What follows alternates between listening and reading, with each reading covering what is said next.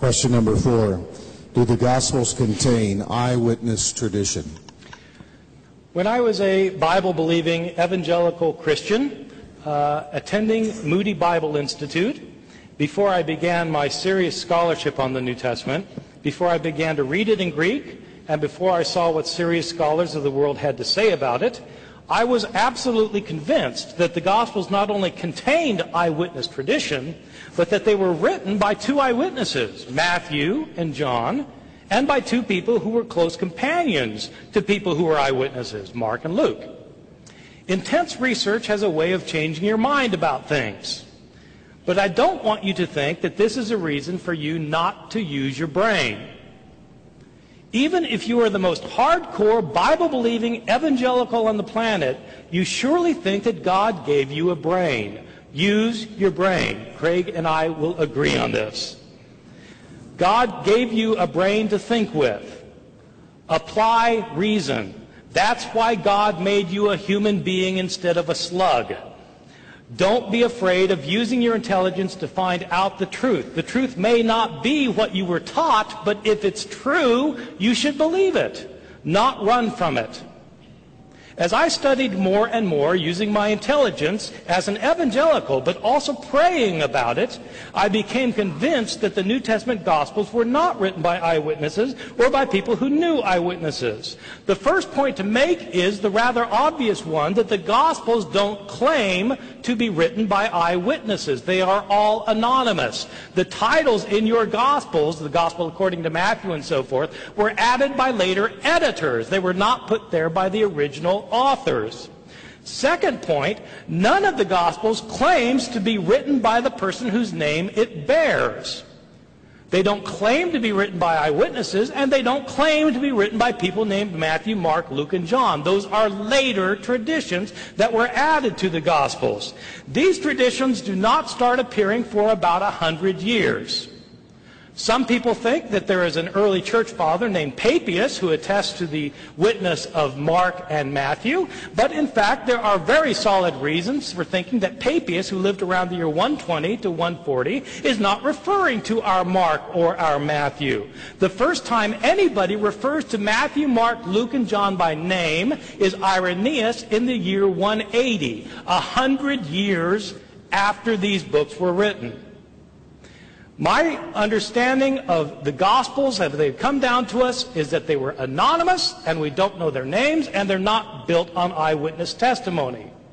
But the important point that I want to make is that even if the Gospels were written by eyewitnesses, or even if they did contain eyewitness accounts, that would not guarantee that they were accurate. Think about our legal system today. Are eyewitnesses always accurate in what they report? If so, why do we have trials that call in testimony more than one eyewitness? If eyewitnesses were always 100% accurate in what they report, we wouldn't need law courts. If we wanted to know what happened, we would simply ask somebody. Eyewitnesses do not always get all the information right. But even if they did, it wouldn't matter because the Gospels of the New Testament don't claim to be written by eyewitnesses, and in fact they were not written by eyewitnesses.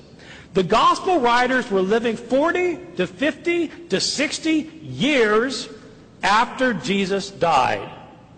They wrote the Gospels in Greek. Jesus' language was Aramaic. These Gospel writers were living in a different country.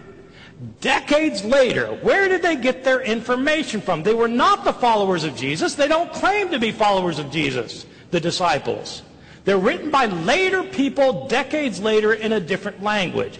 Where did they get their information from? They heard stories about Jesus that had been in circulation year after year after year, decade after decade, down to the time that the gospel writers living in a different country, speaking a different language, heard the stories. What happens to oral stories when they are transmitted orally?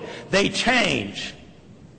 The gospel writers have discrepancies among themselves because the stories that were told and retold were changed over time, and the gospel writers themselves sometimes changed the stories.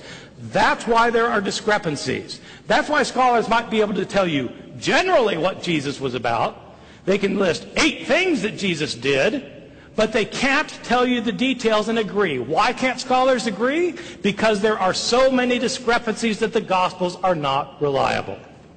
إن مثل عيسى عند الله كمثل آدم خلقه من تراب ثم قال له كن فيكون قالت رب أنى يكون لي ولد ولم يمسسني بشر قال كذلك الله يخلق ما يشاء